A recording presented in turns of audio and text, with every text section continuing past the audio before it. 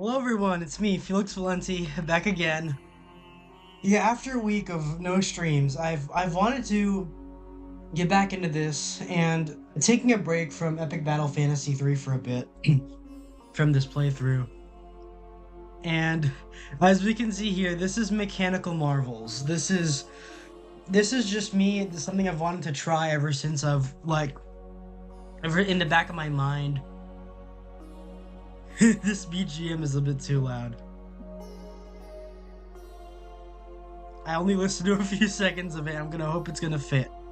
But so Mechanical Marvels is something I've wanted to try for a bit, which is just an idea in the back of my mind where I just spurg out. I just go on an autistic ramble about, and generally anything that interests me, specifically mechanics. It could be like the things that populate my mind: guns, planes, tanks, ships, large industrial things. That because originally I'm gonna be a bit real for a bit. Originally I was, you'll have to excuse me for a second as I never mind. Okay, I'll stay in the center of the screen. Overall, in the this music is really being weird with me, but it's just me like brain vomiting what's in my head, what like stuff that's in my mind, whether it be like topics like military vehicles, whether it be like, although that's the focus today, is going to be military vehicles, specifically technicals and improvised armor. But it's generally going to be about just anything that comes to my mind and why I like it. And I was previously in, before all of this, when I was still, didn't know what Phase Connect was, and I was still listening to Hololive and Trash Taste, I was in school for aerospace and mechanical engineering, and I didn't make the cut, but the passion is still there, and I wanted to get it out in some way. Now, bear with me for a second as I set the scene for you. Set the scene. This BGM.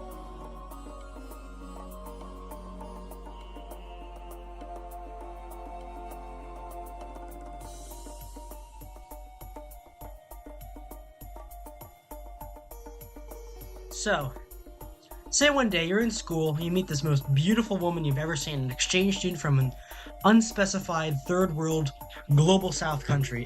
She's exotic, she's charming, she's sexy, and the best part is that she thinks the same way about you. There's one catch. Her father is a prominent warlord in that unspecified third world country with plans to conquer all of it.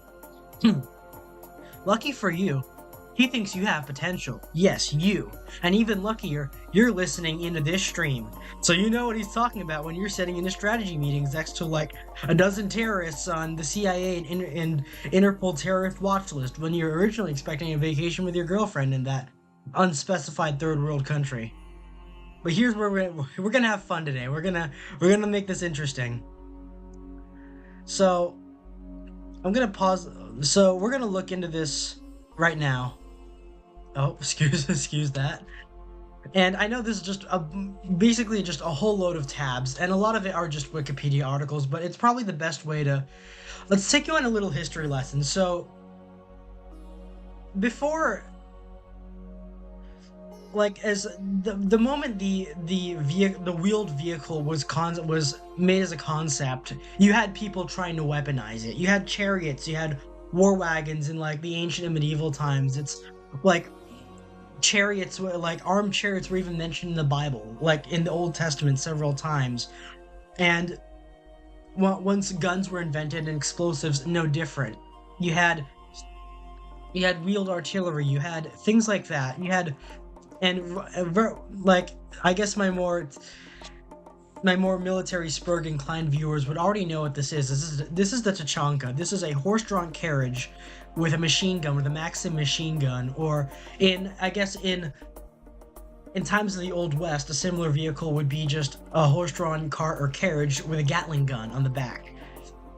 Now, this would be able to be a horse-drawn carriage like an open wagon with a heavy machine gun mounted on the rear. A chunk could be pulled by two to four horses and require a crew of 2 to 3, one driver and a machine gun crew. So, ever since the wheeled vehicle has existed, we've been trying to weaponize it.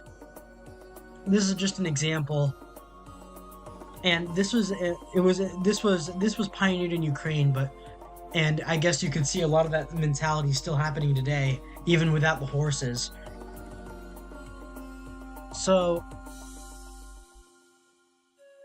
yeah, you had from armament ranged from Maxim machine guns, Schwarzlos machine guns, Hotchkiss guns, or Browning MGs.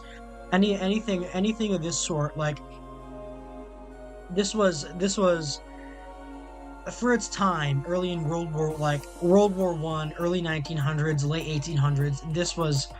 This was how you won wars. This was the earliest form of maneuver warfare, earliest form of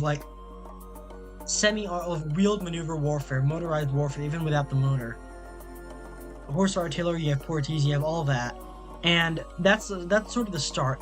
What we're going to be covering here is there we go. There we have this. So we have this right here. This is what we're going to be getting into soon. So, history lesson: an improvised fighting vehicle. I'm going to just read it off of Wikipedia. An improvised fighting vehicle is an ad hoc combat vehicle resulting from modified or upgraded civilian or military non-combat vehicle, often constructed and employed by civilian insurgents, terrorists, rebels, guerrillas, partisans, drug cartels, organized crime, or other forms of non-state militias or irregular armies.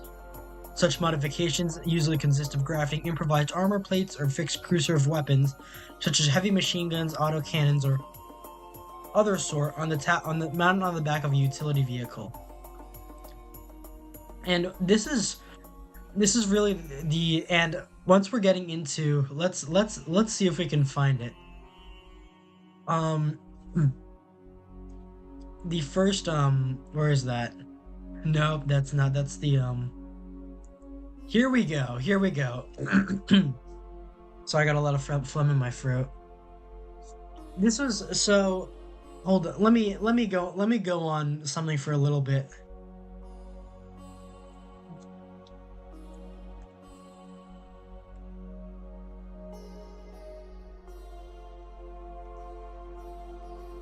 This is here we go.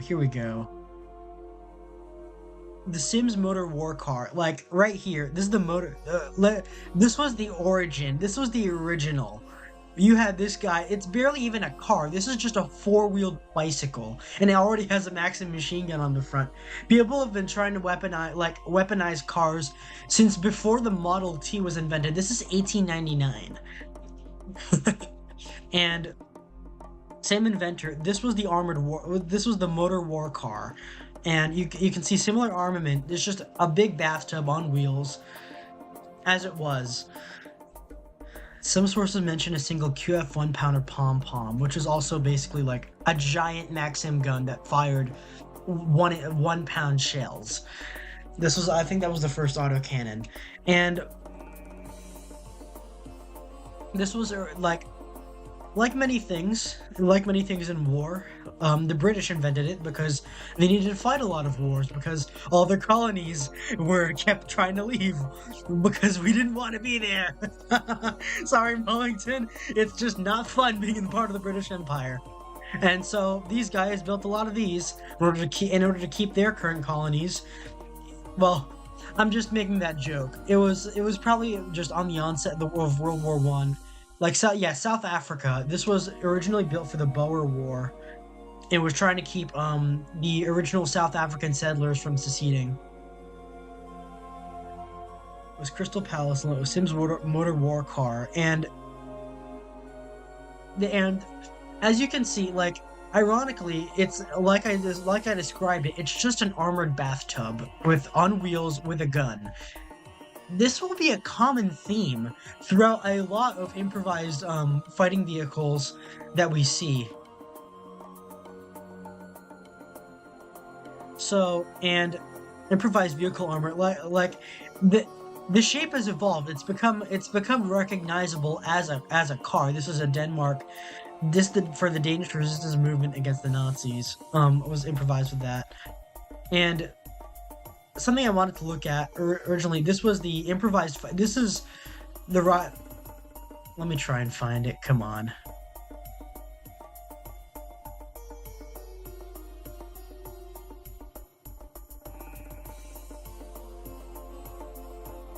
If you've played Battlefield 1, you know what this is. This is the Rolls-Royce armored car. But something I wanted to point, this was used during the First World War, the Irish Civil War, and the interwar period, and as part of Imperial Air Control in Transjordan, Palestine, and Mesopotamia, and oh my gosh, the early stages of the Second World War. That is badly obsolete by the onset of World War II. That is that is not safe. If you were stuck with this in World War II, it is not safe to be in, because pretty much any machine gun or any rifle could penetrate the armor. But excuse me, the Royal Naval Air Service raised the first of all things, the carrier, the aircraft carrier pilots raised the first British armored car squadron during the First World War. In September 1914, all available Rolls-Royce Silver Ghost chassis. Yeah, this is what I wanted to point out. This was built off of the early limousines. This was originally a limo chassis, the Rolls-Royce 4050 Silver Ghost, and you can see the resemblance. It's basically just the Silver Ghost covered in armor, technically making it the first technical as well, even if it was constructed for an official military and built officially by Rolls-Royce to be a military vehicle. This is still based off of a civilian chassis. This is technically the first technical. So at the following month, a special committee of the Admiralty Air Department, among whom was Flight Commander T.G. Hetherington, designed the superstructure, which consisted of armored bodywork and a single fully rotating turret mounting a regular water-cooled 303 Vickers machine gun, which was an upgraded Maxim machine gun.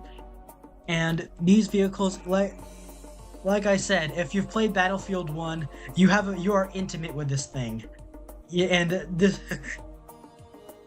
in 1924, oh my gosh, 1924. That is not sustainable for 1924.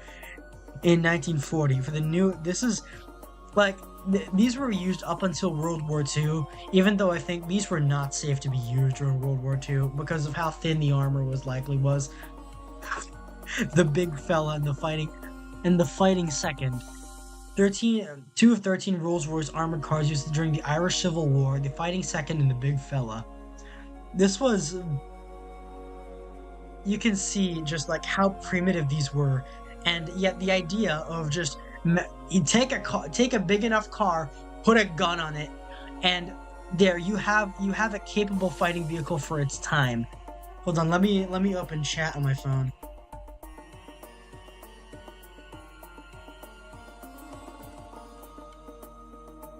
All right.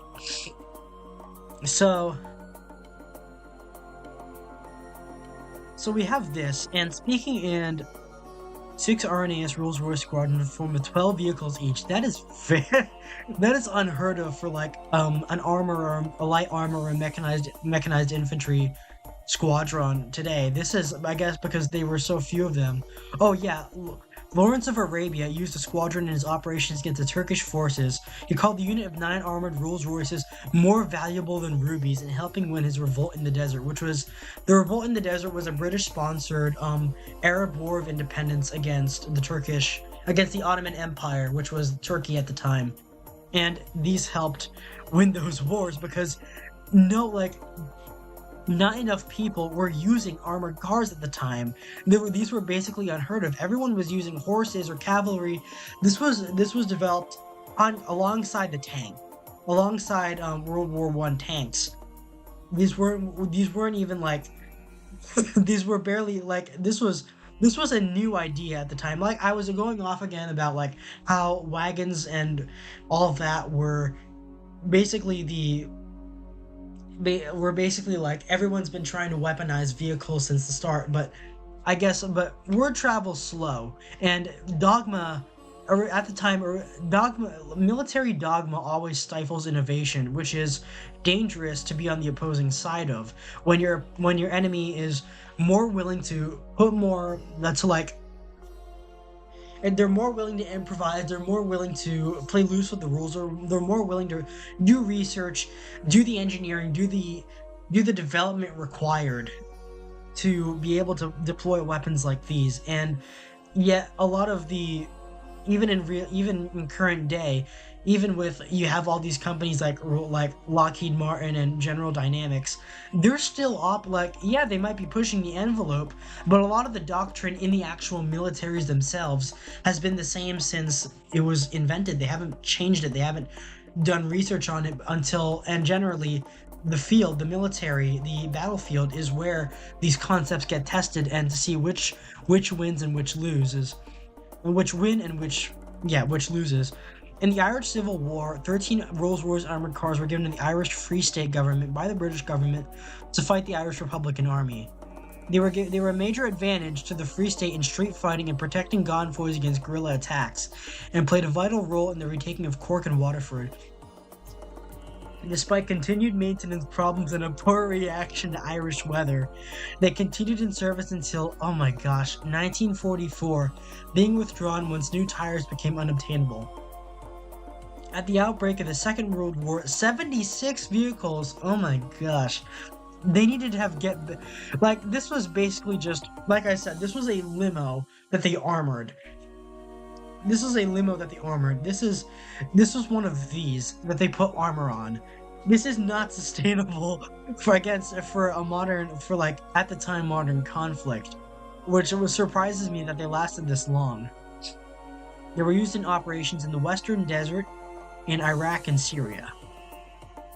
Some cars have Maxim machine guns instead of the Vickers gun. Yeah, so, and speaking of Ireland, this would also give rise to another set of armored cars.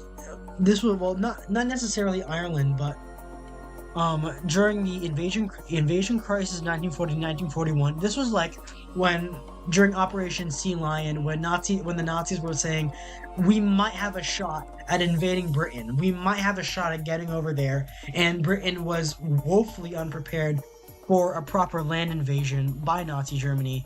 So they built these. They just covered a truck, a big truck, or a bus. This was the original battle bus. The fall of France in July 1940, the British government made efforts to prepare for a threatened invasion.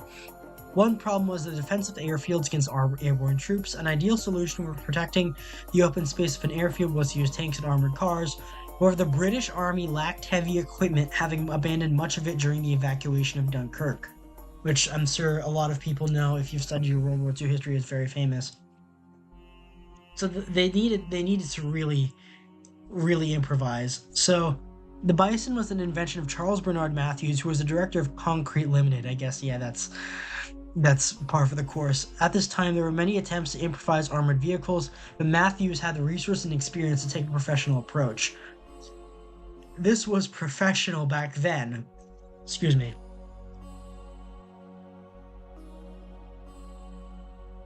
In modern times, random ass drug cartels could do better than this, but it's worth looking at. Matthews bought 24-year-old lorry chassis for trucks, on which to base the vehicles, and we made up a prototype to show to local military authorities. Helpful criticism was forthcoming, and Matthews was able to produce a version which met the requirements of the Army. Vehicles were essentially mobile pillboxes, which were basically like fortified stone structures or concrete structures with a lot of machine guns or cannons sticking out of it. Mobile concrete pillboxes will never take the place of armored cars and tanks, which is true of real life still today. But the enemy would find them a serious obstacle. Again, still representative of modern day technicals. Their great attraction is that anybody can make them once he knows how. I'm gonna steal this for this quote. Felix built a technical army. Control V. So we're gonna like we're doing research ourselves for what we can do. Charles Bernard Matthews.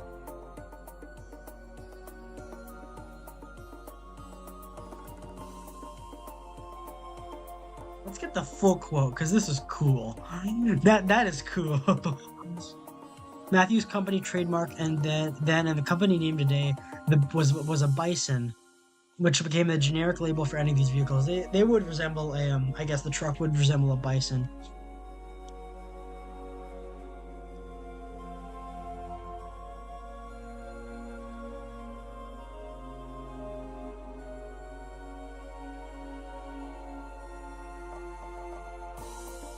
Let's add that in right there.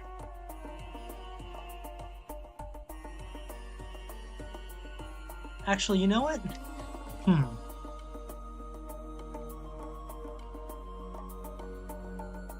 Where is that mobile?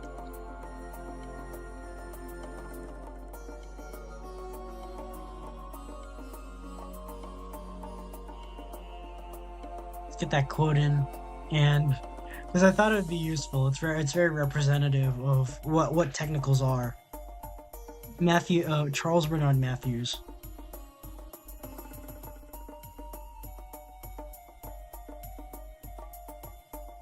So steel was a valuable wartime resource, so concrete was favored for armoring these pillbox vehicles.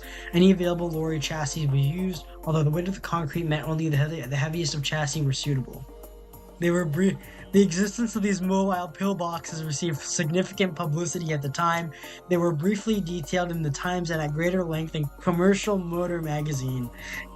This is like, you see these on Top Gear, you see these on The Drive, about like military vehicles and like a lot of improvised vehicles, and you would see them like this, like even in modern times. Those were built on steam wagon chassis, cope well with the extra weight once boilers were removed, but they were no longer powered. Oh, I missed these when we were doing research. The Bedford OXA.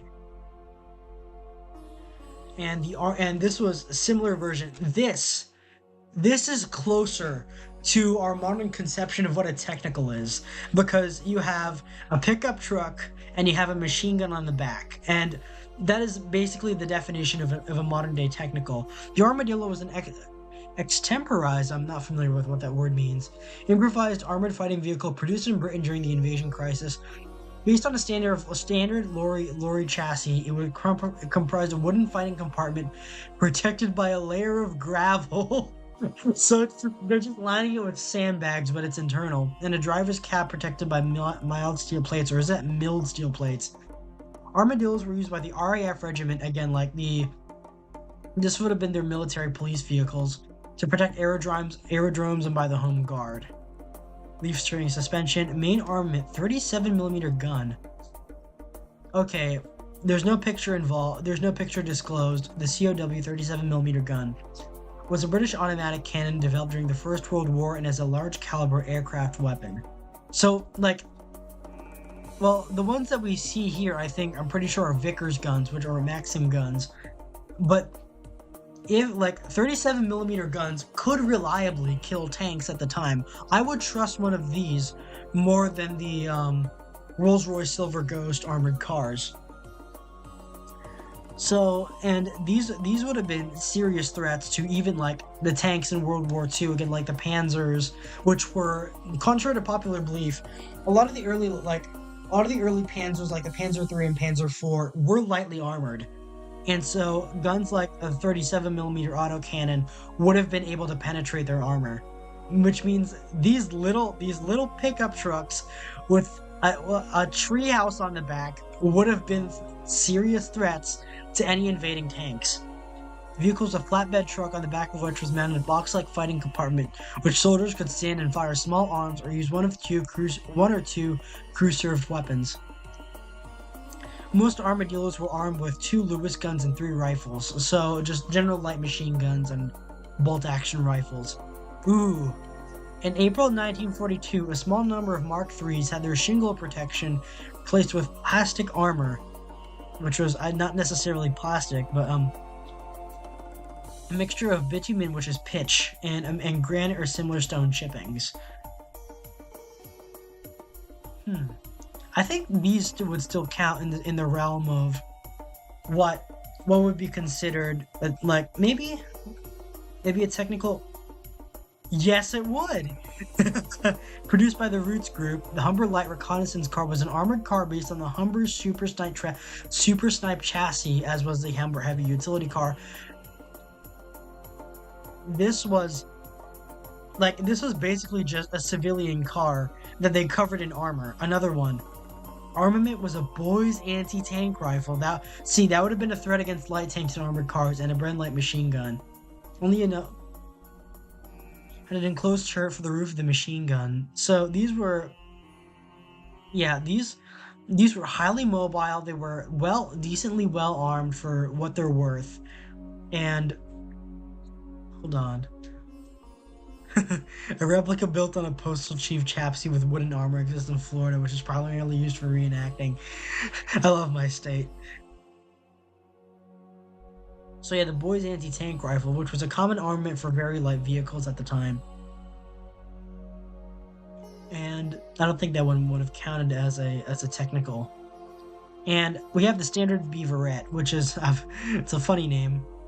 Another improvised armored car. You can really tell that this is just a regular car that they just stuck an armored shield in front of and they mounted a gun to, and just like a one slat that they use for aiming. But there's no roof, which means it's vulnerable to like mortars and grenades. Yeah, the vehicles also carried boys anti-tank rifles, which would have been effective against other similar vehicles, armored cars, and light tanks.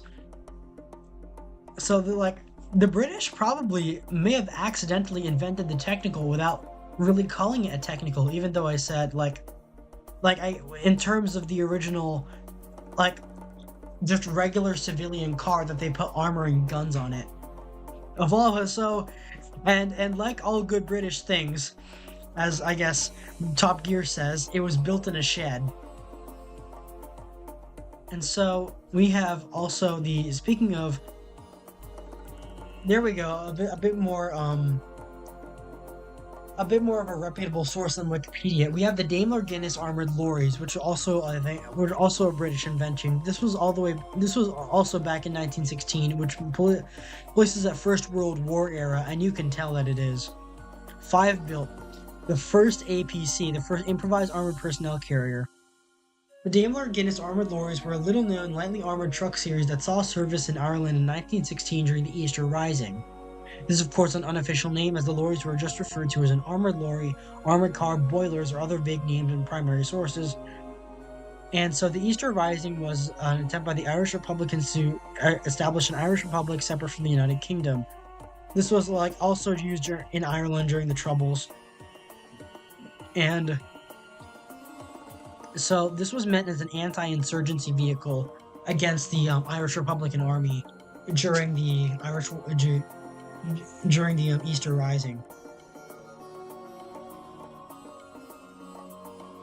So what they did is they took a train locomotive boiler. Of course, there's no water in it. Put it on the back of a flatbed truck, armored up the hood, armored up the cab, and then just put soldiers in here with rifles. They would just open those little windows out of and then shoot the rifles out of, and they would be protected because these were essentially bulletproof. And roughly 20 lorries were donated to the British Army by the Guinness Brewery, which is why they're called the Guinness ones. This included 5 Daimler Milnes delivery lorries, which would be converted into Daimler Guinness at the Great Southern and Western Railway Company Itchincore Works. And so, those were pistol ports. I thought they were rifle ports. I guess they were just firing pistols out of these little windows. So those were those combat and tactics. Daimler Guinnesses were most well or most well known to reverse up against entry points to a building, allowing soldiers to enter with minimal casualties from snipers, which is literally what SWAT vans and like a lot of modern armored cars. That's how police and a lot of soldiers do today. You roll up in your car, in your like SWAT van, in your armored car, and then you reverse in full speed into the target building. The doors would open and then you'd have all of these guys like rushing out because they were, and as long as they stayed within the car, within the vehicle, in the armored car, the SWAT van, they would essentially be bulletproof. They had full out like, and just like, it was basically that armored entry, the original armored entry vehicle. So they actually perform many roles such as scout, APC, gun truck, artillery tractor, and general transport of military goods. So these also function as armored cargo trucks, which is gonna come in hand, which would come in handy in protecting convoys and then in transport of various material, that sort of thing. And we're going back into World War II. So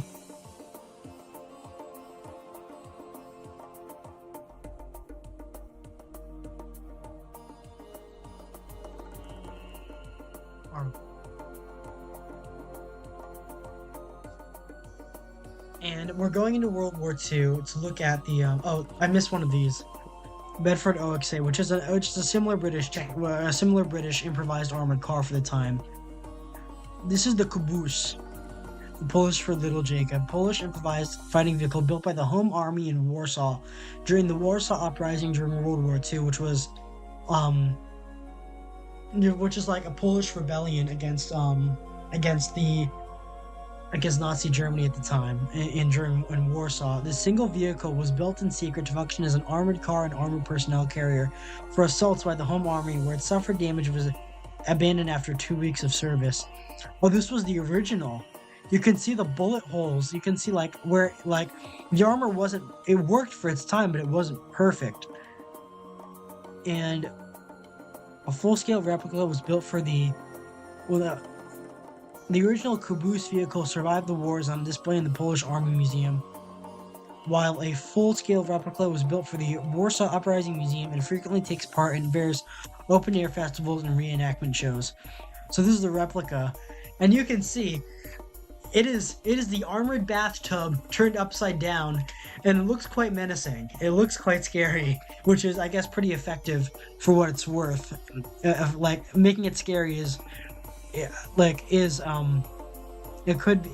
commonly a good tactic to have in a good attribute to have for a military vehicle. So these were built as armed with a Soviet DP-27 machine gun.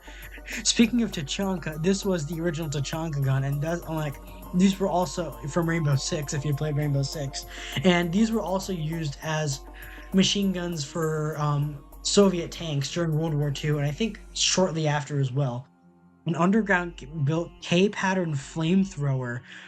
Oh, wow. Oh, this would have been effective against infantry. That would have been a very effective, like, counter infantry weapon. If you just had that's some real Mad Max shit. If you could just like mount a flamethrower inside and you had full range, you could use it without being fired at, without like danger of the tank blowing up. The name Caboose was taken in honor of the wife of one of the constructors known as Globus, as she was killed in early August and had used the pseudonym Caboose, Polish for Little Jacob, but also the Polish name for Winnie the Pooh. The following day, along with the captured, which was a German half-track, a Nazi half-track, named Grey Wolf, took part in a failed assault on the main campus of the University of Warsaw, which had been turned into a military garrison by the Wehrmacht. The same assault was repeated 2 weeks later on September the 2nd. Minor damage during the second assault, the Caboose received minor damage and was successfully withdrawn from combat to the Polish-held areas, but it was not repaired. One of the crew members of Caboose during the uprising was Gustav Barun, who would later become a prominent journalist and science fiction writer. I know I'm going on a tangent. I just want to know what his what his what like if there's any novels that I remember him writing. No, he didn't write anything in English. Anyways, so now we have these. This is Vietnam, and I know this is basically going to be a reaction to this video, but there's this guy called the Fat Electrician who could a lot more effectively. Hold on, let me get in there. Called the Fat Electric. Where's my mouse? Where's my cursor? Where's my cursor? Don't tell me my cursor died. I'm using touch. Oh, there it is. It's back. Thank God. Um, so we have the gun truck, which is like I'm gonna let the fat electrician help me review this. Oh, that's an ad. When we're on the move and hunger for a big night, Checkers delivers the flavor with the new 2 for $4. Today we're talking about the gun trucks of Vietnam. During the Vietnam War, the American So military hold would on. go toe-to-toe with a guerrilla fighting force known as the VC or the Viet Cong. And during I'm Vietnam, gonna per take. usual, America Hold had on. superiority. I'm gonna take off my helmet. I'm gonna take out my helmet. Put on. I think it's taking up too much of the screen. Actually, you know what? I'm gonna move myself. I'm gonna holster this gun, and I'm gonna hop on over here, so I'm not interrupting the video. This is the fat electrician. To Reviewing counter that. this, the Viet Cong would begin attacking America.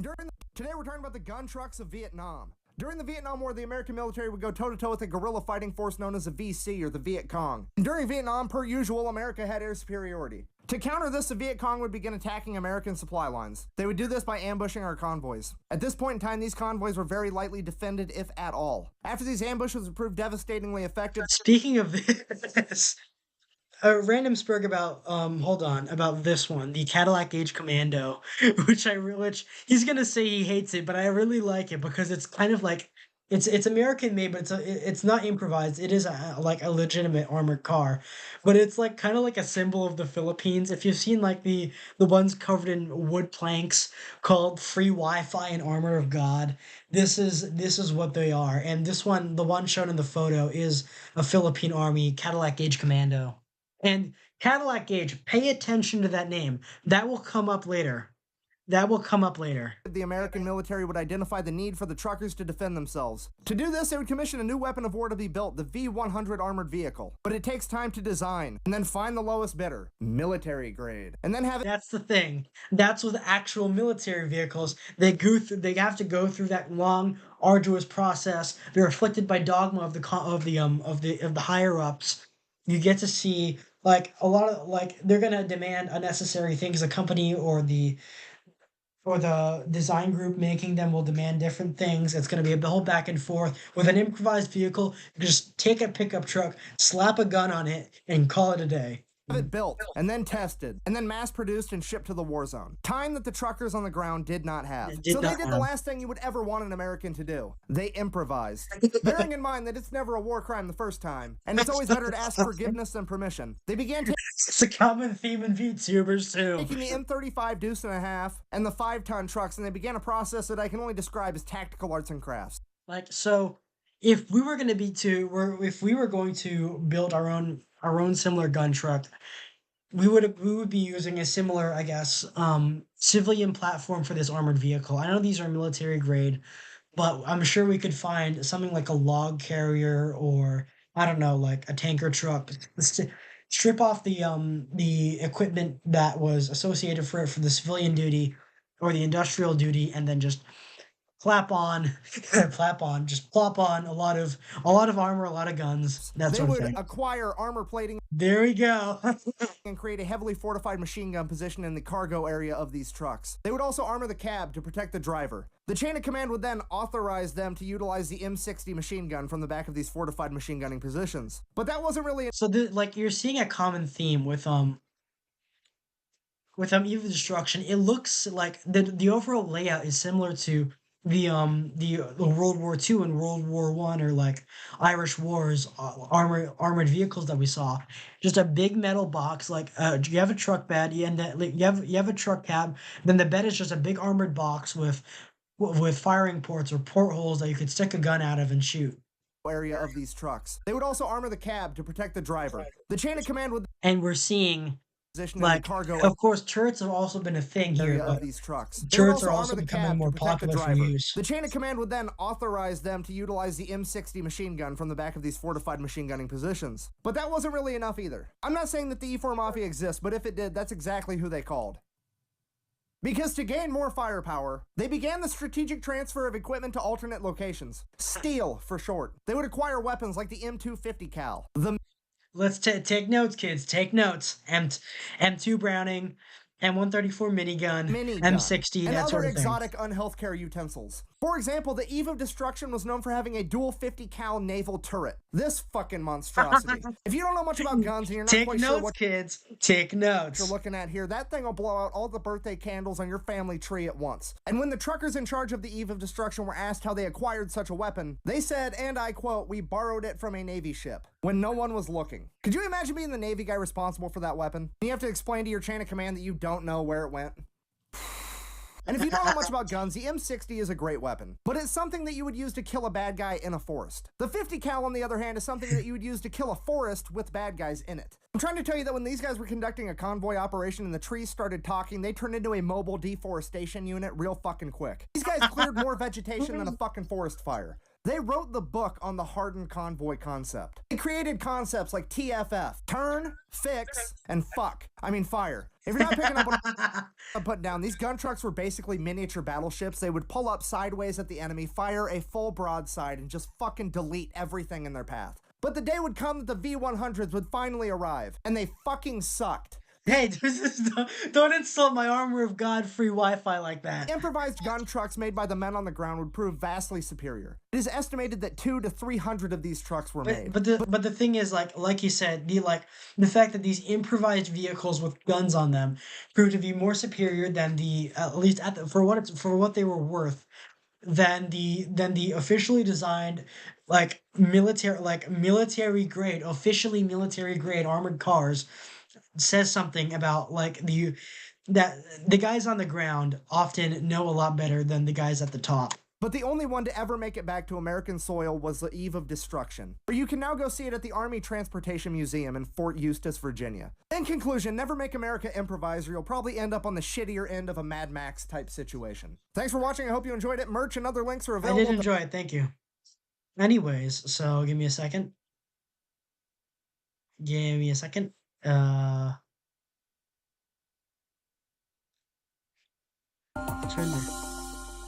turn that back on.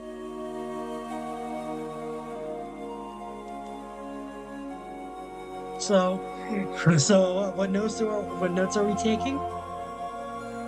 That BGM is too loud. That BGM is too loud.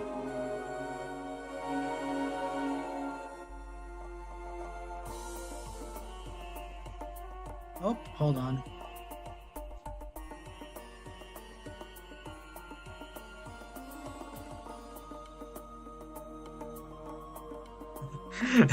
We're putting it down.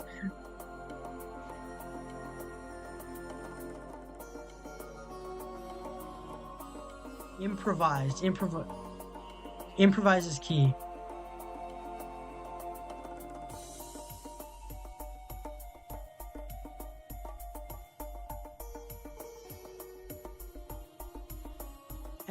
I'm specifying the M2HB because you're going to be firing a lot.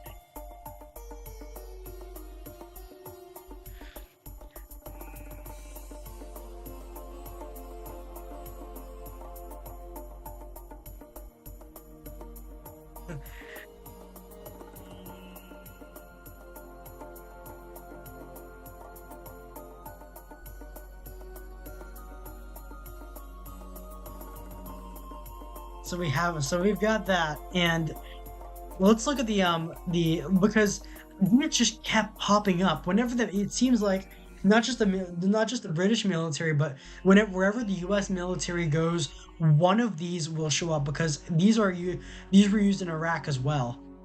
An U.S. Army gun truck with a quad mount on the back of a CCKW GMC.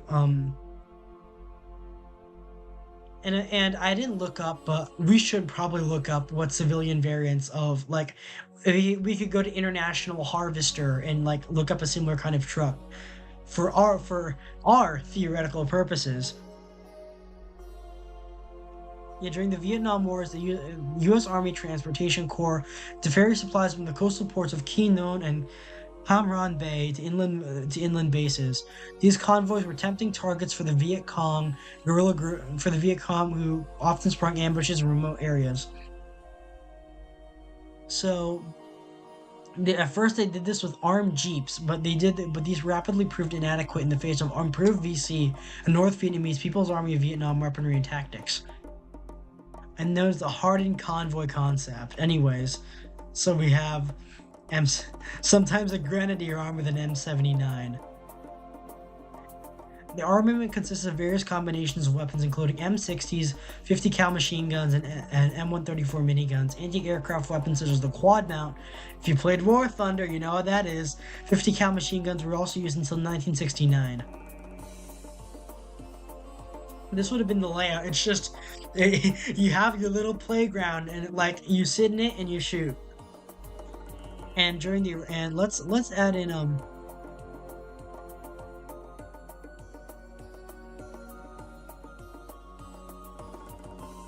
because we saw the Maxim gun on a lot of earlier ones.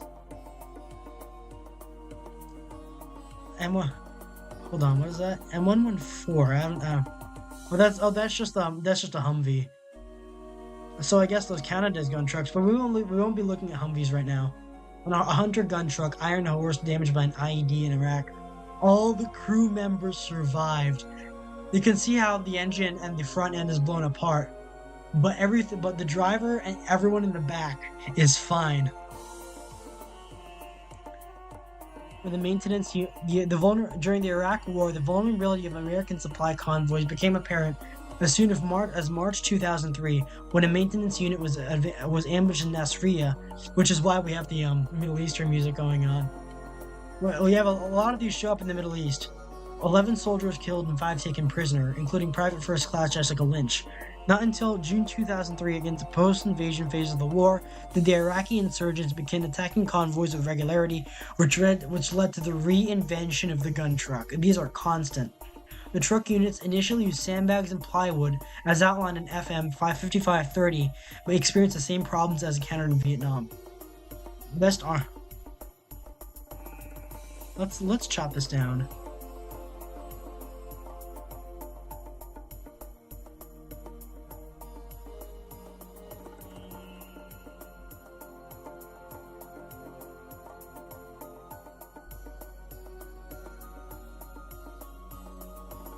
So we have sandbags, which work. Which actually, you know what? Let's take that out. Sandbags were used in the past. We need I think we're looking for steel plate.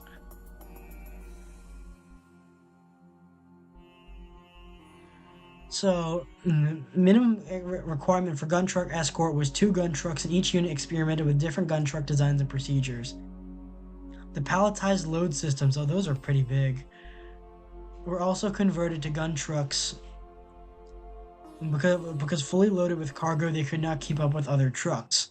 So I guess those were like, of their time, those were the heavier gun trucks. Gun truck company, Hillbilly Armor. The idea of producing a standardized gun truck was instigated by Representative Duncan Hunter. That's going into politics. There we go.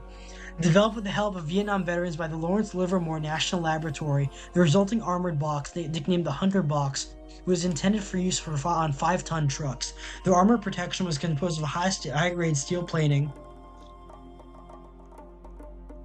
Let's go there. Steel plating, fiberglass, and ballistic glass, while the armament consisted of 2 to 4 heavy machine guns.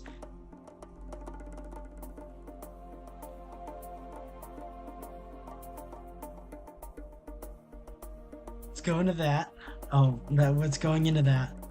Fully armored M114s and factory build on armored kit for the Humvee light utility vehicle were arriving in quantity by the end of 2004, and the fleet armor kit and the cab armor kits for a fleet of 5-ton trucks, M1915 tractors, and heavy equipment transport systems began arriving the next year. The appearance of the explosively formed projectile, which is an IED, like, if you played War Thunder, you probably know what that is. It's like, that's the same principle as a heat round, where you have a copper. Well, that's a whole thing in and of itself, but this is like a kinetic attack that can be employed with any sort of high explosive. Acquired additional fragmentary armor added to the M114s, which overtaxed their powertrains and suspension systems. Actually, you know what?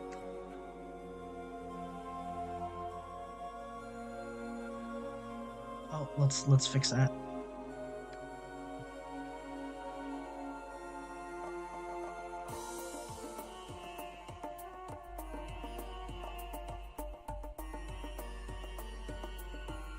So we've got that it's common in other countries as well. You see, Polish Star's 226 gun truck with Zu-23-2 autocannon, which is a Soviet heavy autocannon, 23mm for use against and by aircraft. But as you can see here, it's being used on a truck. We have those. Hold on.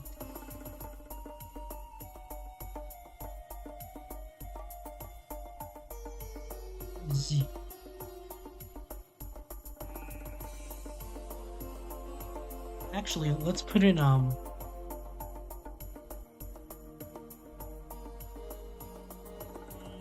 let's hope I'm spelling that right.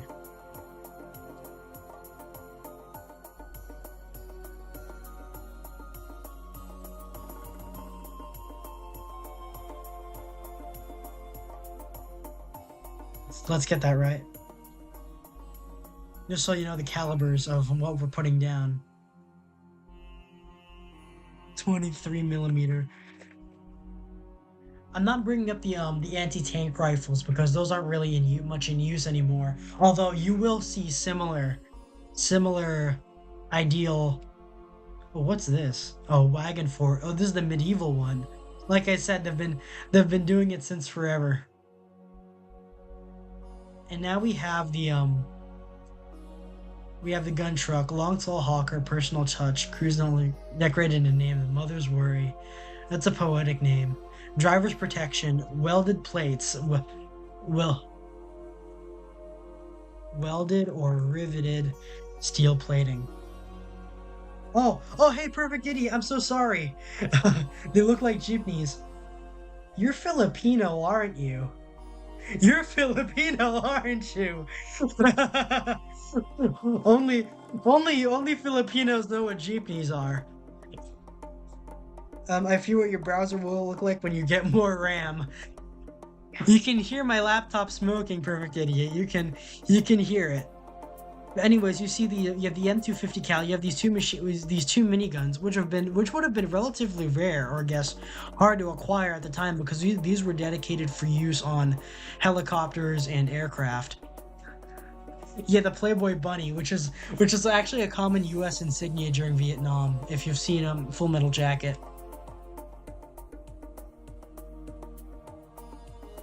And you know what? Since the Polish did it as well,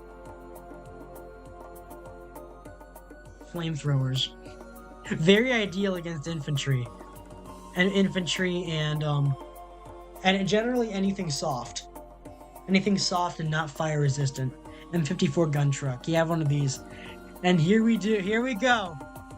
We have the Holy Grail. We have the official technical. Officially a non-standard tactical vehicle in the United States military parlance is a light improvised fighting vehicle, typically an open-back civilian pickup truck or four-wheel drive vehicle modified to mount, small arms and light weapons, and heavy weaponry such as machine guns, automatic grenade launchers, anti-aircraft autocannons, rotary cannons, which are like miniguns and Gatling guns, anti-tank weapons, ATGMs, which are anti-tank anti-tank guided missiles, mortars, multiple rocket launchers, recoilless rifles, or any other support weapon. Someone like a light military gun truck or potentially even a self-propelled gun.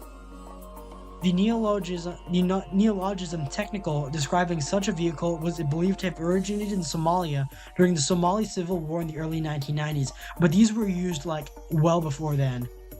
A Zhongxing Grand Tiger, which is probably like a Chinese copy of this.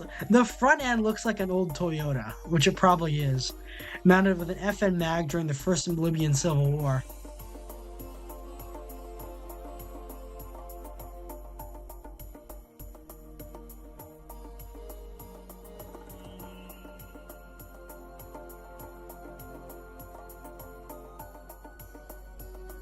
You see these a lot. That's gonna come up a lot. Anyways, among irregular militaries, often centered on the perceived strength and charisma of male warlords. That could be you. That could be you. So pay attention. The prestige of technicals is strong. According to one article, the technical is the most significant symbol of power in southern Somalia. In southern Somalia is a small truck with a large tripod machine gun mounted on the back. A warlord's power is measured by how many of these vehicles he has. Technicals are not usually commonly used by well-funded militaries that are able to procure purpose-built combat vehicles because the soft-skinned civilian vehicles that technicals are based on do not offer much armor protection to crew and passengers. And this is a real kicker. Technicals fill the role of traditional light cavalry. Their major asset is speed and mobility. So, like, if you've ever wondered where horses went in warfare, or where like light, fast, mobile assets went in warfare, these are it. These are them. Further, the reliability of vehicles such as the Toyota Hilux is useful for forces that lack the repair-related infrastructure of a conventional military on land. There we go, just at the start of the stream. In Russia and Ukraine, technicals are often referred to as tachanka, a reference to horse-drawn machine gun platforms from the First World War and Russian Civil War. And like I said, a lot of these are the British SAS during World War II, and I think these are Vickers K machine guns, which are similar to the Lewis gun. And you have there's a Browning 30 cal in the back. Let's put that in.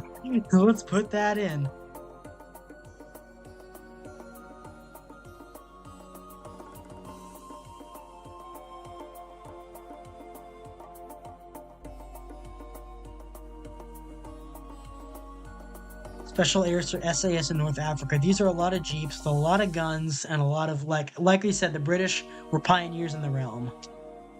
And so, best platforms. We're getting into it. Light improvised fighting vehicles date back to the first use of automobiles and to the horse-drawn tachankas mounting all that.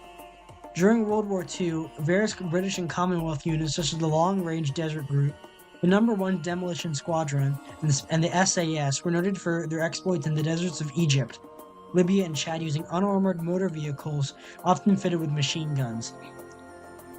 Examples of British LDRG vehicles include the Chevrolet, they were using Chevys, and the Willys MP Jeep, which is the quintessential US military Jeep.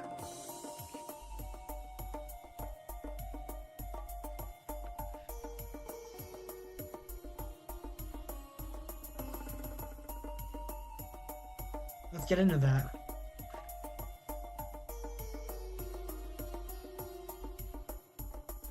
Toyota Hilux, remember that name because that is going to come up a lot as well. And a lot of the I guess a lot of the trucks that they would have used aren't like being used today given it's World War II and all that. The tactics for employing technicals were pioneered by the Sahrawi People's Liberation Army, the armed wing of the Polisario Front, fighting for independence against Mauritania and Morocco from their headquarters in Tindouf, Algeria. Algeria provided arms and Land Rovers the Sahrawi guerrillas, which successfully used them in long-range desert raids against the less agile conventional armies of their opponents. This is built around agility, built around speed, maneuvering, mobility. You are not going to face down a tank, like you are unlikely to face down a tank in one of these and live, but you're going to outrun one. You're definitely going to be able to outrun one and if the environment blesses you, you will be able to get out of range of its guns and like return, fight another day. And here we go. The Toyota War. Let's get into that. Toyota War, or the Great Toyota War, is a war which took place in 1987 in northern Chad and on the Chad-Libya border, which is the last phase of the Chadian-Libyan conflict. It takes its name from the Toyota pickup trucks, primarily the Toyota Hilux and Toyota Land Cruiser, which used to provide mobility for the Chadian troops as they fought against the Libyans and as technicals. The 1987 war resulted in a heavy defeat for Libya, which, according to American sources, lost 1/10 of its army, with 75,000 men killed and 1.5 billion worth of military equipment being destroyed or captured. Chadian forces only suffered 1,000 deaths. And this was during like Gaddafi, when Libya was like kind of at its peak in economic and military strength. And they like these guys, and if we look at what they had, okay, so Libya, the CDR, the people, the Palestine Liberation Organization, they had 800 tanks and APCs lost to these. I want to emphasize that. They had actual purpose-built military vehicles lost to Toyotas with guns on them and rocket launchers on them. This is how effective they were. This is how effective they were at attacking. I said like most of the time, like you won't be able to go up against tanks with them. This was for its time, they could. So war began and all of that. Forces on the ground. The Libyan Expeditionary Force was still impressive, comprising 8,000 soldiers, 300 tanks, MLRS and regular artillery pieces, Mi-24 helicopters, and that's all we can confirm. These forces did not have a unified command, but were divided in Operational Group South. Libya, they were able to capture helicopters with just tanks. With just Toyotas.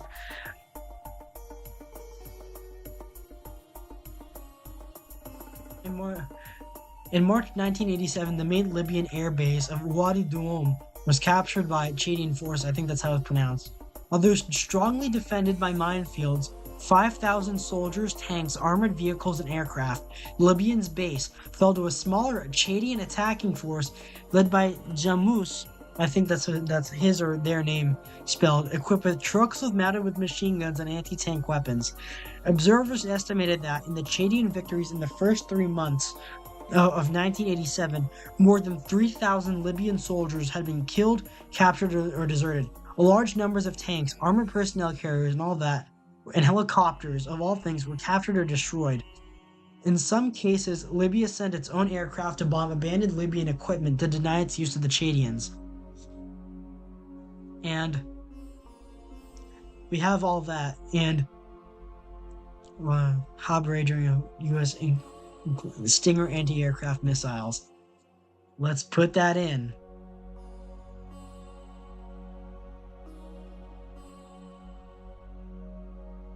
MANPADS means man-portable air defense system, which is like a shoulder-fired missile. So let's go back into that. So we have all that, and paneled AML and fancy use of swift-wheeled vehicles, including AML-90 model, which is like an official armored car, allowed Chadian forces to break through combined arms formations and cause severe damage before the slower Libyan tanks, including T-55s. These are probably the most common tanks in the world. These are Soviet early Cold War tanks from the 1950s. Could track or engage their targets, and these could be readily disabled with one of these, proven they had enough firepower.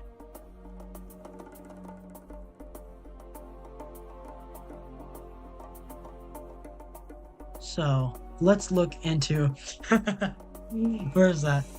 Toyotas of war. We're looking into Toyotas. Afghanistan falls, a drug cartel overruns a border town, a terrorist cell infiltrates a desert stronghold. There might be a clip of it on the evening news or a snapshot or two from an overseas report. Still, the perpetrators of whatever dastardly deed will be riding high in a Toyota, sometimes it's a Land Cruiser. Still, more than likely, it'll be the veritable Hilux, Toyota's durable pickup truck. Buckle up, everyone, and hold on. It's time for the Toyotas of war. And I'm gonna throw a bit of shade, a bit of grace here to the Toyota, to Toyota Tundra, because this is America, man. This is America. Because these are sold in America, man, and these probably work just as well as the Hilux and the Land Cruiser. Over its years since its introduction as a compact pickup truck in 1968, it was named the Hilux, and Hilux. No matter the name, the Hilux is entering its 8th generation as one of Toyota's most popular vehicles. Oh yeah, the Toyota Tacoma as well. It's closest to the Tacoma.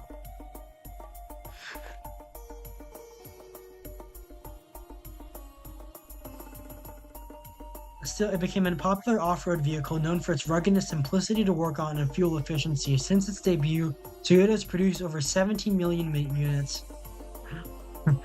Since I love Top Gear, I'm gonna bring it up.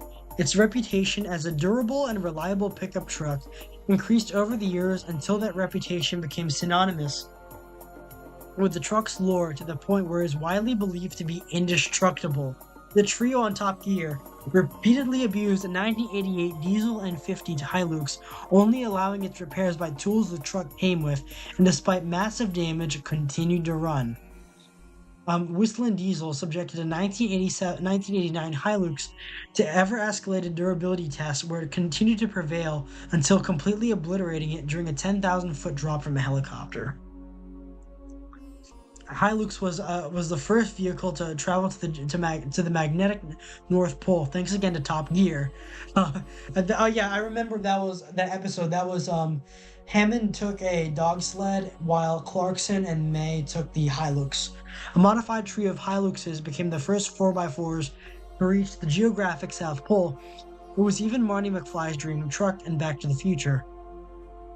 Coincidentally, the sole surviving truck from the movie became a drug mule in Mexico. They are the vehicle for choice for the Red Cross and the UN, which in turn makes them easy to acquire where the Red Cross and the UN operate.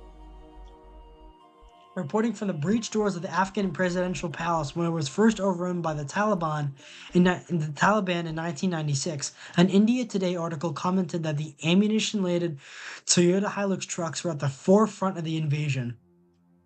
The Hilux became an icon of the Taliban, and Al-Qaeda respected them for their durability and intimidation factor, so much that when people saw a Hilux, they instantly knew they were dealing with Al-Qaeda.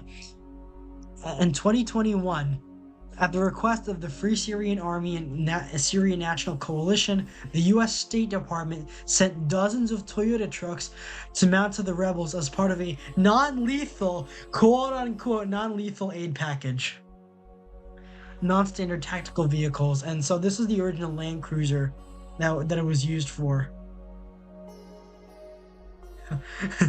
Every time it seems to be a Hilux, but why? Nobody knows officially. In 2015, the U.S. Treasury Department investigated why so many Taliban terrorists are behind the wheels of Hiluxes. Lukman Faili, the Iraqi ambassador to the U.S., told ABC News in 2015 that Iraq believes ISIS has acquired hundreds of brand new Toyota vehicles in recent years with no clear source, aka the CIA. The US Treasury Department couldn't figure it out. The CIA wasn't telling them. They asked Toyota directly, they didn't know either. Regrettably, the Toyota Land Cruiser and Hilux have effectively become almost part of the ISIS brand. Mark Wallace, a former United States UN ambassador and the current head of an anti-terrorism nonprofit, added, According to the former Deputy Assistant Secretary of Defense Secretary of Defense for the Middle East, Andrew Exum, the Hilux is the vehicular equivalent of the AK-47, is a ubiquitous to insurgent warfare. They're easy to find, work on, and inexpensive to purchase, either legitimately or on the black market.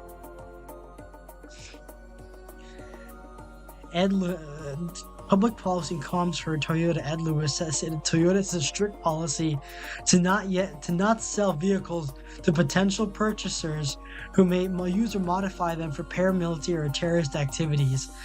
This year, Toyota has instituted a policy that new Land Cruiser owners sign a contract that forbids them to resell their vehicles for 1 year after purchase to help curb the gray market for Toyotas in the Middle East and Africa. So this is the king. This is the king of the technical, and as you can see, they can get fancy. I think this is a NSV machine gun. This is Lomot. I think that's Russian.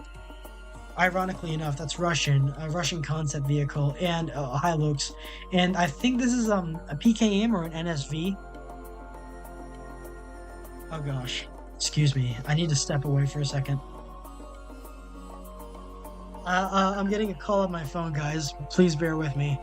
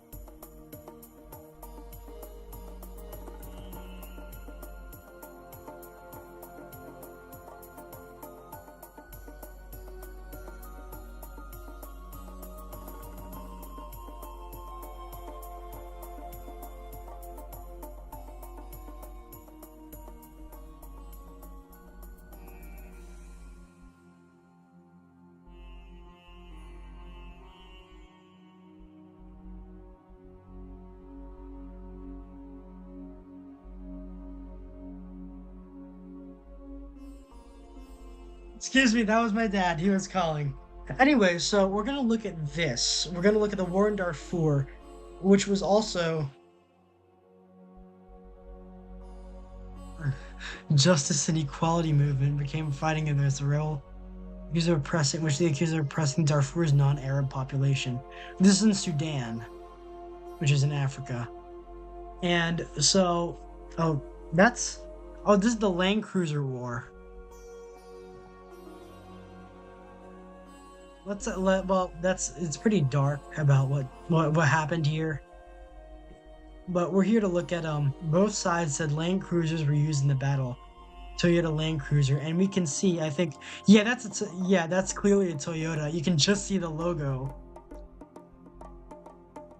Land Cruiser War is primarily used by the JEM rebels due to the widespread use of the Toyota Land Cruiser as technicals on both sides of the war. And personally, my favorite variants are like this one. I think this also appeared on Top Gear. And PewDiePie has these. Of all people, PewDiePie has one of these. Has like I think 3 of these now. That a Japanese fan donated to him. In black, which is really and they are really pretty. This is probably like one of my favorite. While I drive a Honda right now, but this is probably one of the prettier Japanese SUVs. So we're back to this. U.S. officials ask how ISIS got so many Toyota trucks. U.S. counter-terror officials.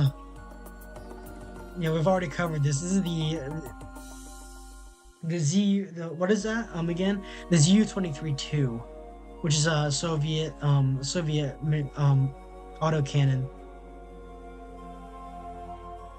I don't think Toyota's intentionally trying to profit from it. You know how they're getting so much of them? You know who these middlemen are? It's the CIA. They're the ones buying all the Toyotas. So we have that, and we can see what a wide range they have. The technical. So we have that. Toyota Hilux with a machine gun. That's a DSHK. Rocket pod. That's a rocket pod. Toyota Hilux with a rocket pod is a technical. A mobile duck blind is a technical. Tachanka, the Doof Warrior truck, the Pukpung Ho, and the Killdozer. The Batmobile. I guess that also counts as the James Bond car. There's something I did. Ukrainians turn personal vehicles into technicals to fight Russia.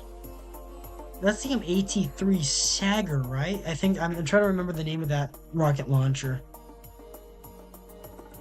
Yeah, technicals against Russia. We're showing a lot of AKs.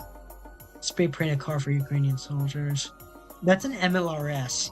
Doing it using a Mitsubishi. So we know that Mitsubishis are. I can't recall the name of any Mitsubishi pickups right now, unfortunately. I'll put it under.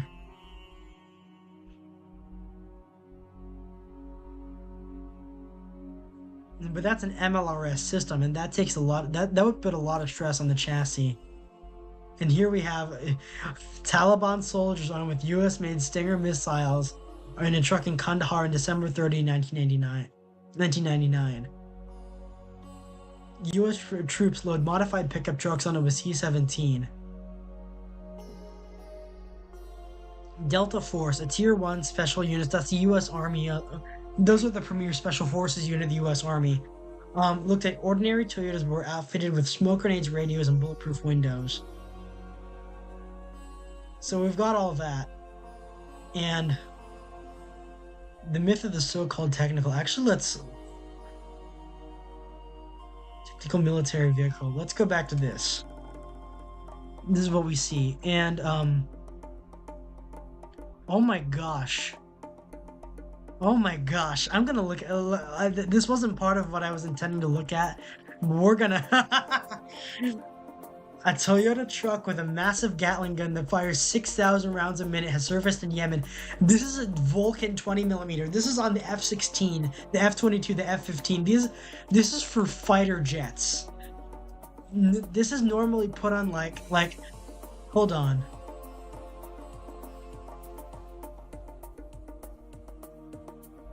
This is normally put on like APCs, like the M163 VADs. This was not meant to be put on a truck. And yet here it is. Here it is. And you see, if you have enough CIA funding, if your girlfriend's warlord father managed to secure CIA funding, get him to ask for this one. Ask for these. It's on an old pickup truck too. Oh my gosh.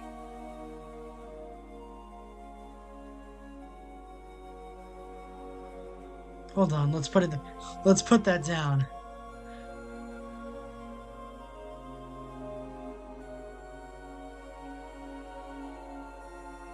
Let's see which one. I can't remember off the top of my head which what caliber. I know it's 20mm. A 6-barreled and 90mm cannon, an aircraft gun, or large weapon system, and not intended to be mounted on a vehicle and slap it onto a Humvee or a pickup truck. Look at it go! Look at it go!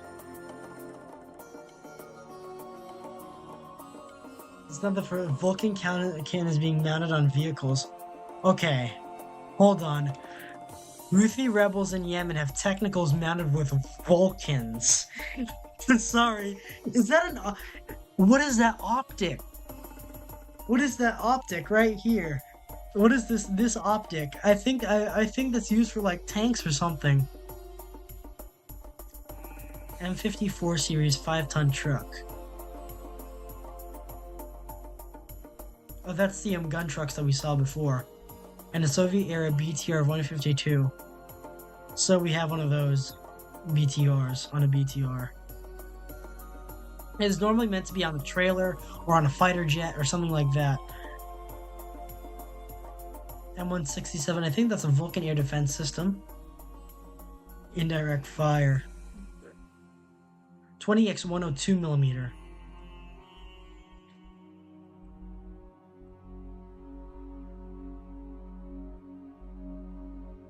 M61 Vulcan. CIA funding only.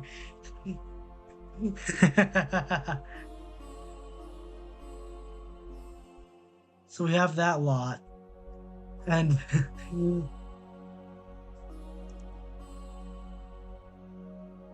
exploring the enemy. Let's see if we can like a non-standard tactical vehicle, which quite sufficiently covers what a technical actually is. A technical and regular forces, standard tactical vehicle, even some regular armies. Is that an autocannon? No, I think that's a DSHK. Hi, Luke's. IFVs, SV, BIEDs, or even Humvees can be even used. By this definition, cannot be considered technical. Technical is an unarmored fighting truck with a mounted weapon and an active crew of at least 2 individuals. In our case, it doesn't have to be unarmored. In fact, I'm pretty sure as long as you've got the engine, as long as you've got like turbocharger and at least 6 cylinders, it better be armored because you're not going to survive if it's a soft skin. MLRs. Oh, that's look at those rocket launchers on the back of those. Those would be very effective against like all of these firing at one, like if you had a tank formation on the other side and you had all these just unloading in that direction, if they scored some hits, they would be able to get the kill. That's a DSHK.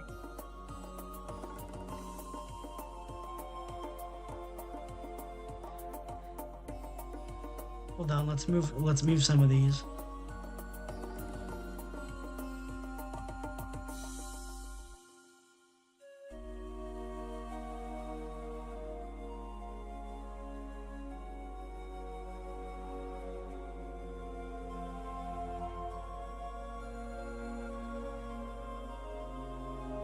Hold on. Wait, what else did I delete? NATO. Let's specify that.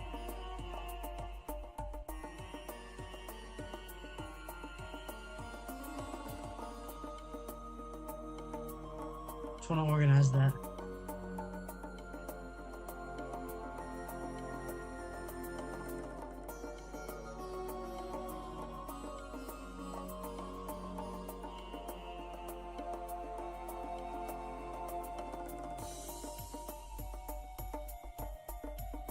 And let's put that here. Okay.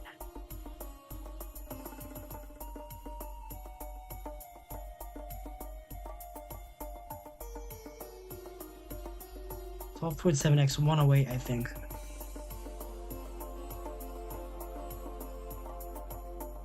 .7 by 108, I think that's what it is. I'm not sure. But that's the caliber this machine gun is firing, which is very similar to the... I like this guy's drip.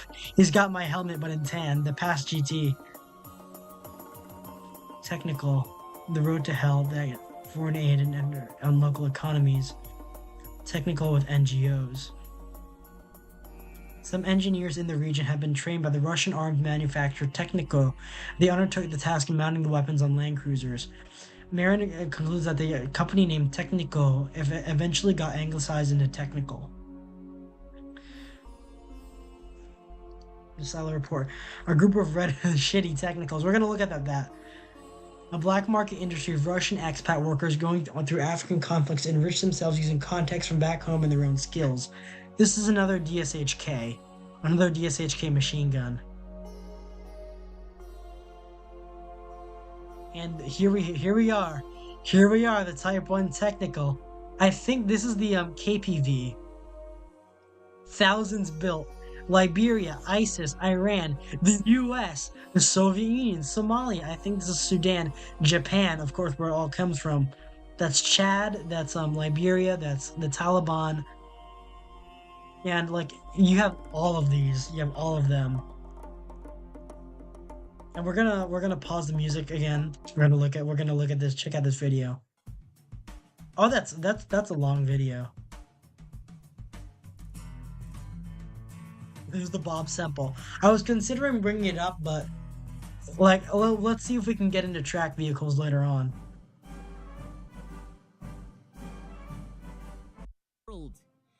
In the videos, we'll be covering a rather small part of what is in the actual article, which is a monster in and of itself. Hopefully, if the Romanian state allows me to go through all You know what? I think that video is gonna be too long. Let's put the music back on.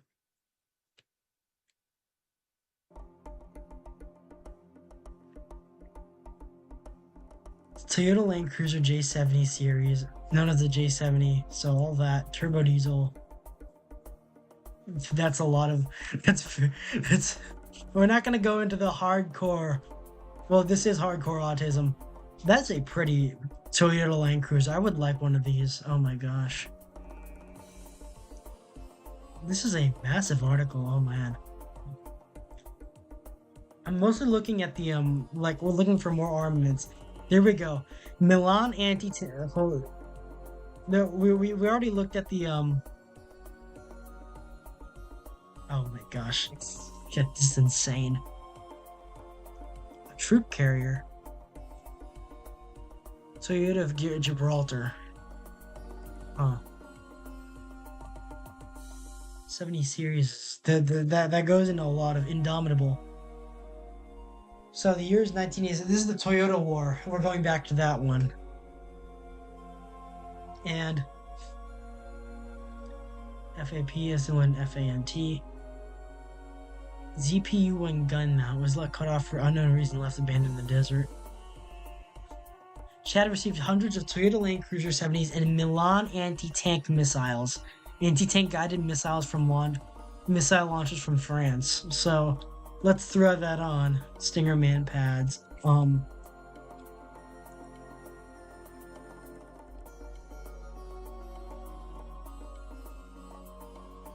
ATGM. And FIM-43 Red Eye, man portable surface air missile launchers. Stinger man pads, so.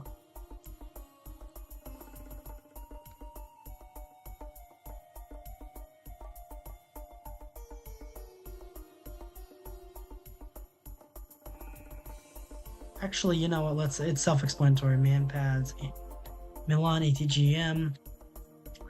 And there he is, this 12.7mm DSHK. Chadian force, besides the Milans and the Red Eyes, Chadian forces also had 105mm M40 recoilless rifles. If you know what those are like bazookas without the rocket. They don't need the rocket. They're just a big gun with a vent on the other end that you launch the shell and it goes. And it just goes.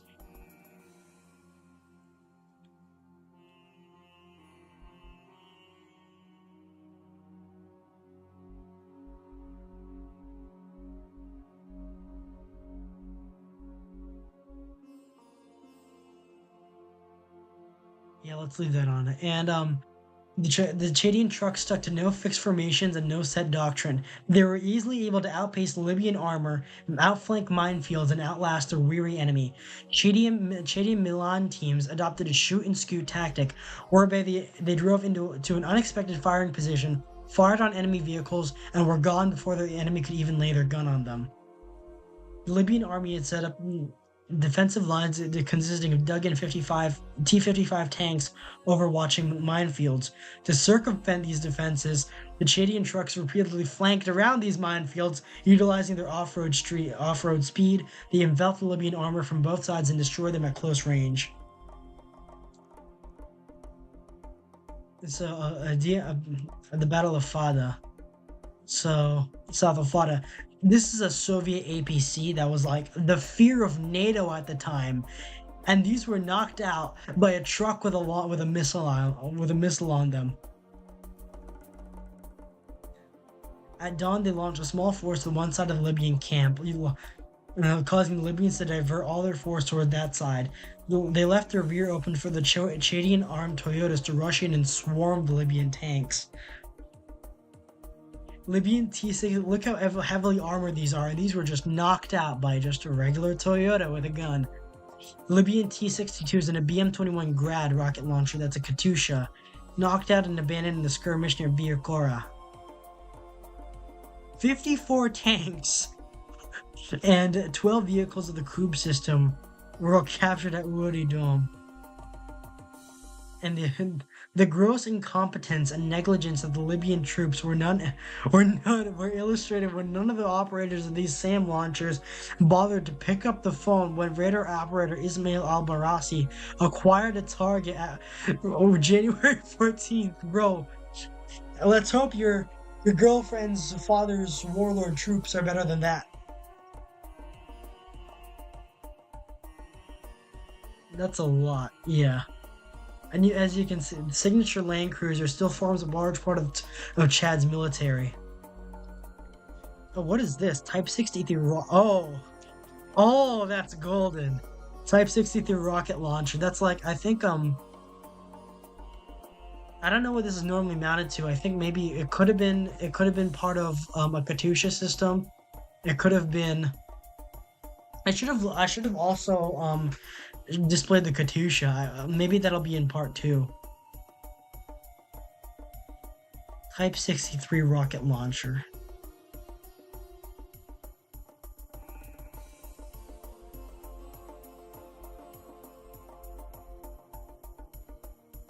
Also, it's unguided, so it's probably like on a W85 machine gun. I think that's a Chinese version of the DSHK. And we have the occasion of the heaviest fighting. I love these guys. They have my helmet. They have my helmet. Oh yeah, an SA implaceable. The origin of the technical is often traced back to the Pink Panther Land Rovers. The ones that we saw with the SAS, yeah, these were painted pink. Of all things, these were painted pink. As SAS Land Rover, that's an FN mag. I think those were NLAWs or Javelins. Long range like Pink Panthers, spiritual descendants of similar vehicles, North Africa in 64 and Dhofar Rebellion in 1970. So they've been like they've been around for a long time. Land Cruiser Type 70 series were arbitrarily the designator Type 1 because it was the most common, the Hilux Type 2, and so on.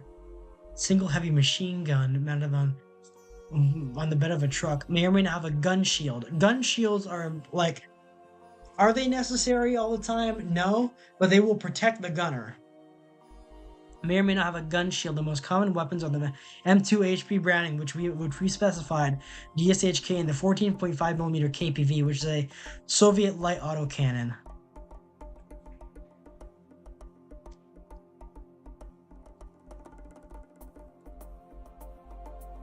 .5mm Soviet. Let's find that again. Dual anti-aircraft cannon ZU-2032, ZPU-2 twin 14.5mm KPV. Quad mounts. Hold on, yeah.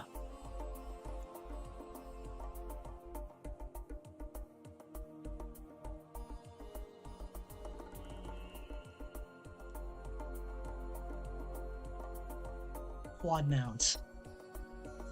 I like how they are. And then the Katyusha type multiple rocket launch system, the rocket rack is either pointed forward over the cab or is mounted facing to the side. Both arrangements form minimal to no traverse. 107mm Type 63. Yeah, Katyusha type multiple rocket launch systems, and the UB-1657. The latter is normally mounted an aircraft mounted launcher for the S5 rocket. Hold on, let's put that down. UB-1657.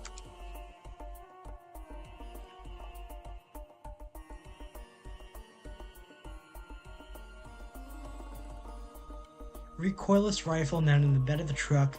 Almost exclusively, the types of guns used are the 73mm SPG-9.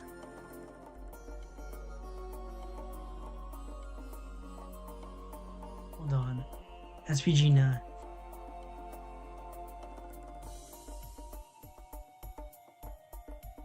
Recoilless rifle, the 82mm B10, I think that's a Soviet-made one, and the 105mm M40, which we already covered.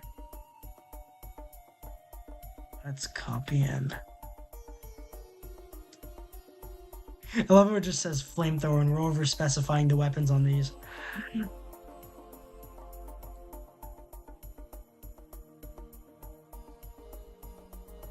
What is it again? What number? B10. You're learning how to start an insurgency right now.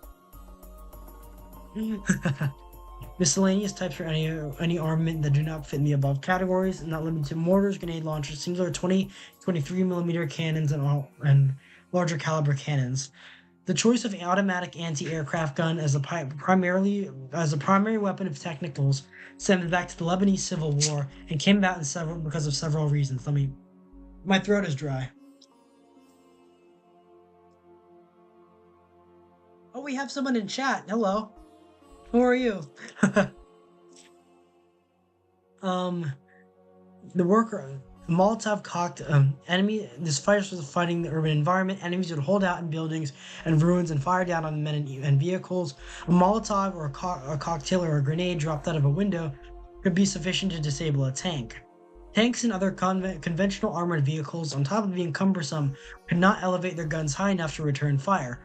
This selection of anti-aircraft guns, the primary feature of which is high degrees of elevation, was an obvious one. The workaround in urban warfare has led to the resurgence and popularity of the ZSU-23-4 Schlieke, which acts as a protected and more heavily armed Type B technical.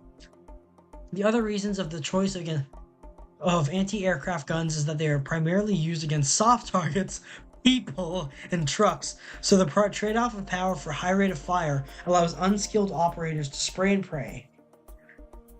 The ZU-23-2, which is the dual Soviet one that we were showing off, in particular is also powerful enough to defeat light armor, which is like the sides of tanks, which is like APCs, other armored cars at close ranges. PGMs, depending on whether the country is NATO or Soviet aligned, or both before its fall, large amounts of obsolete weapons provided by its backers make their way into the hands and onto the technicals of irregular factions. So we've got a lot of people using them.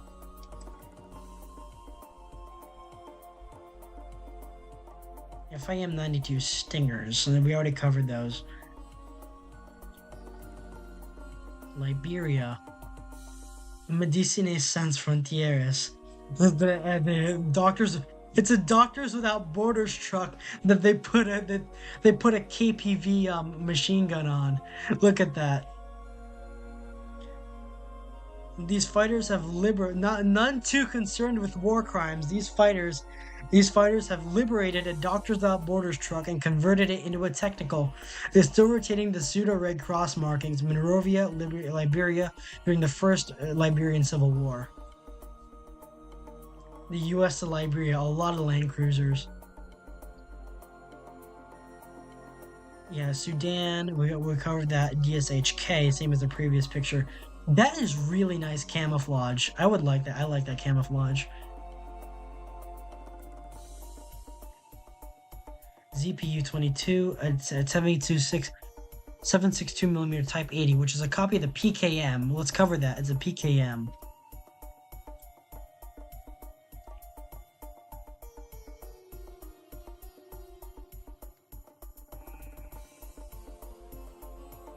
.62 54mm R, which is a standard like Russian rifle cartridge. You see these slung over the driver's door is an RPG-7 launcher loaded with a Chinese Type 69 nice anti-personnel rocket. So you have options, and like I said, this is an unconventional mounting system, but it's one that's not used a lot. If I can remember, I think the Nazis or the Germans during World War II also had a front-facing machine gun mounted by the passenger in the passenger seat. And the UN troops, fuck the Antichrist, but they're using pretty good. They're eating good here because they got that DSHK. UN peacekeepers armed with a DSHK escorting a convoy of food trucks, ingenious bench seating for some of their land cruisers, allowing mounted troops to disembark quickly. You see, the issue here is that because we're going for, like, your guys are valuable, your guys need to be well armored, like, this is an option, mounting on a bench, like, on the side of the truck, but like, if someone shoots back, y'all are dead. Y'all are dead. This is a very target rich. This is an issue. This is target rich environment where like all you need to do is just shoot back, and a lot of these guys sitting on the bench would be dead before before the DSHK gets on them or before they can get out. That's the issue. So, and we're gonna look at armor in a bit. We're just covering the rest of what these has to offer. But the United Police Forces, the Sudan Government Police. So we have a lot of those. That's a lot. And this is the ZPU-4. The ZPU-4 aircraft anti-aircraft cannon, I think. ZPU.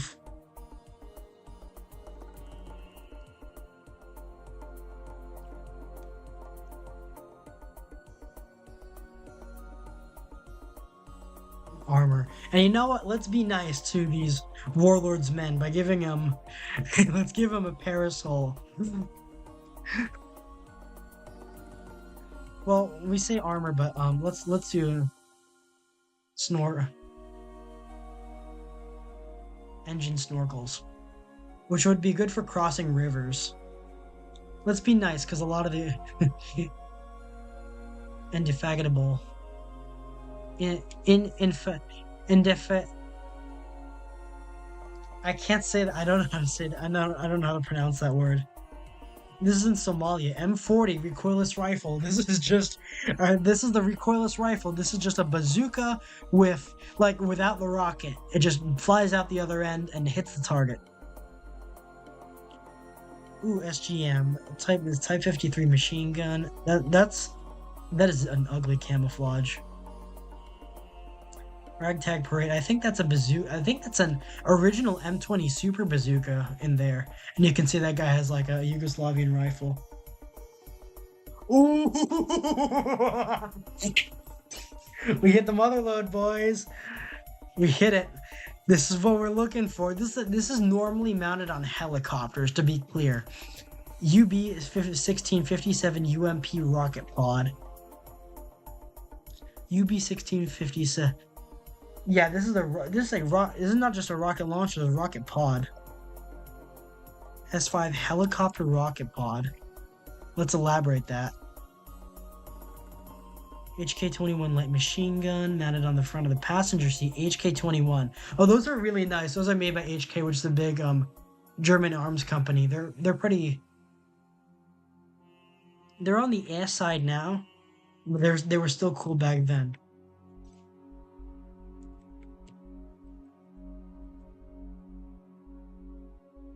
Yeah, Heckler & Co.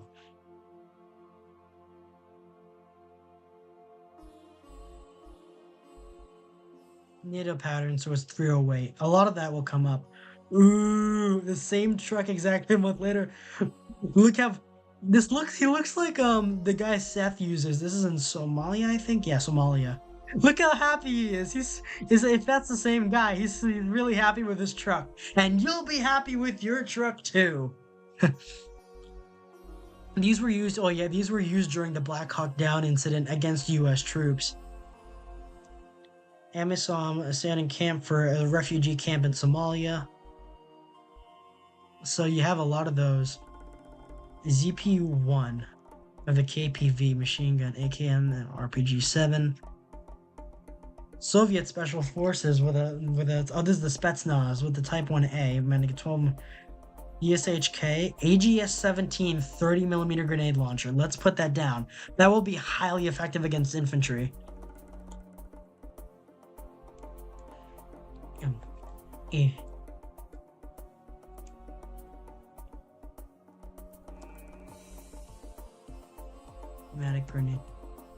Automatic grenade launcher. And so you have the Type 1B. So we have that in use by the Taliban. In Libya. Ooh, what's this? Truck is unusual. High degree of horizontal traverse. I don't know about you, but I don't trust that weld. I don't trust this like bar weld.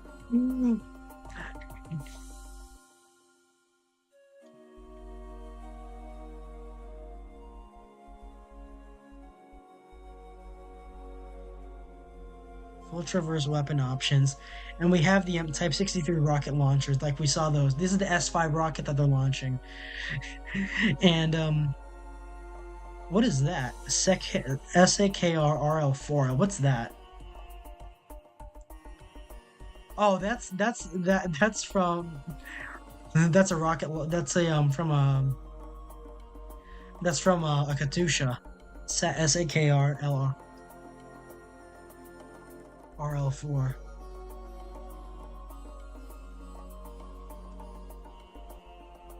Hold on, let's get that on.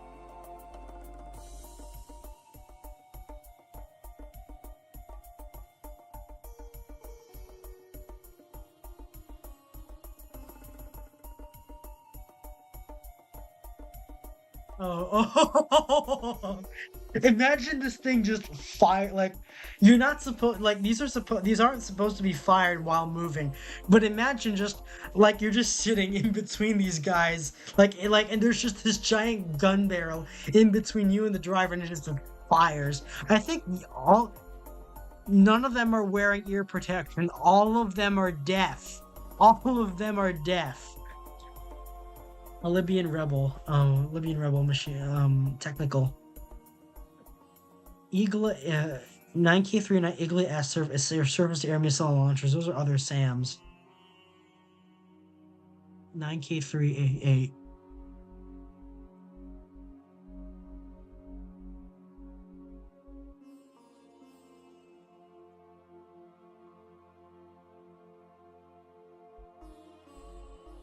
Eagle 8-man pads. So, if you ever deal with helicopters, you know who to call. You know what to do. Just bring up one of these. And this is how they make them. And the workers at the Industrial and Technology Faculty of Misrata working on an order of Type 1D technicals. Striking blue camouflage pattern. Namely a base coat of black paint and an improvised flat 4-tube launcher for 122mm grad rockets. I think that's for the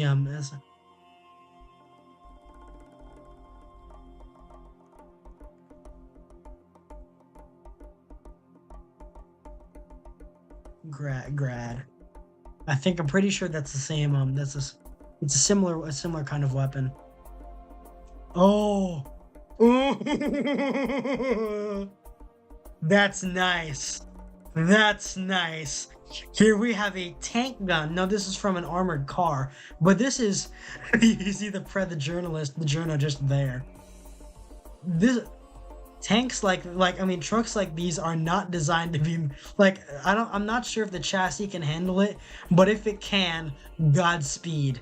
This can reliably take down a lot of tanks if you're shooting them from the side or from the rear. AML-90 and C-90 F1 cannon. Full traverse weapon options. Salvage.